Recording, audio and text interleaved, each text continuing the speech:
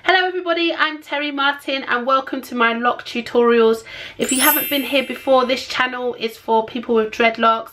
I talk about hair and beauty sometimes, but mainly about dreadlocks, and I just want to share my advice and wisdom with you all. Today I want to just share some advice with you about swimming with dreads. If you can go swimming, how to maintain your dreads when you go swimming.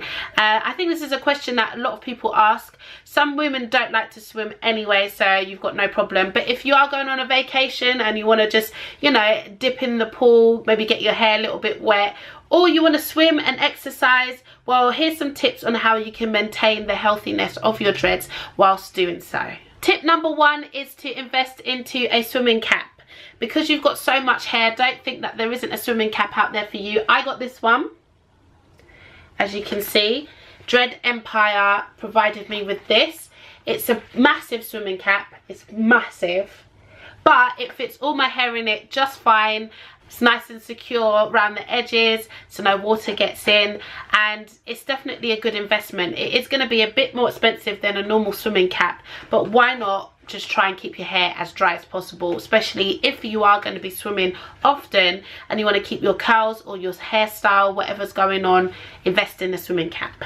For those of you going on vacation and you want to dip in the pool, obviously the pool has chlorine in it and it isn't good for most hair, never mind hair with dreads. I just suggest that if you are just starting your dreads, you need to be a little bit extra careful, because I find that starter dreads are more likely to thin if you're putting your hair into chlorinated water too often. However, if you are going to go swimming, it's just a vacation, it's a week or two, what I suggest you do first of all is wet your hair. Go under the shower, let the hair absorb all the healthy water first before going into the pool. Now, I'm sure there's many myths out there about getting your hair wet with chlorinated pool water means that your dreads are going to break, they'll fall off, this, that and the other. Not true. Well, not true for me, because I've been into chlorinated water so often and I don't see any difference in my hair, because when I get out I make sure that I rinse my hair out straight away. So that's my next tip, is that you rinse your hair as soon as you get out the pool. Go under the shower, under the clean water, and make sure you just try and get out as much of that water as possible and dry your hair down. Drying your hair down can help just to absorb any of the water that may be sitting in there, and then combined with the sun it may change the color of your hair and whatsoever. So that's why I say just really rinse it out and then dry it as quickly as possible.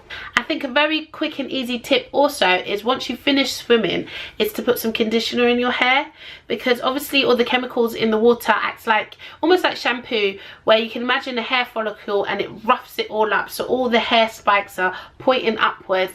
However, when you use the conditioner, it just lays everything back down. That's what makes it silky. So I think after having all them chemicals in your hair, a lovely thing to do is to make sure you condition your hair.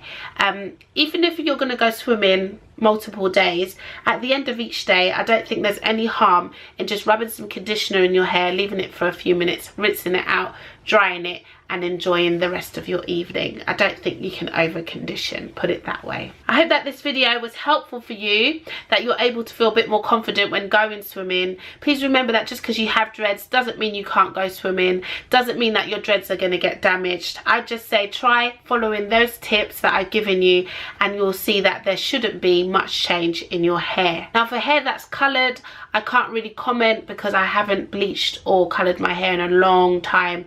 I do dye it black ever so often, but that's really sporadic, maybe twice a year. So please be sure to be careful if your hair is coloured. Thank you for watching. Please make sure that you subscribe if you haven't already. Turn on your notifications so that you don't miss out on any other videos. And just remember that your hair is your own. The way in which I look after my hair may be different from yours. So make sure that you always do research according to your type of hair, and know that your hair is your beauty. So look after it. Okay then, peace out everybody.